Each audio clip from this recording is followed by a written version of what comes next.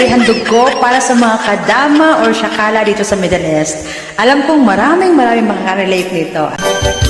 Ako'y isang OFW, nandito sa bansang Arabo. Klase-klaseng mga trabaho, kahit mahirap ay pinasok ko. Ngayon dito ay Ramadan, mga kadama ay nahihirapan.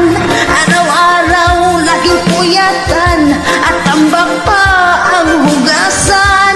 Kadama nakasimangot, dahil kay madam na palautos.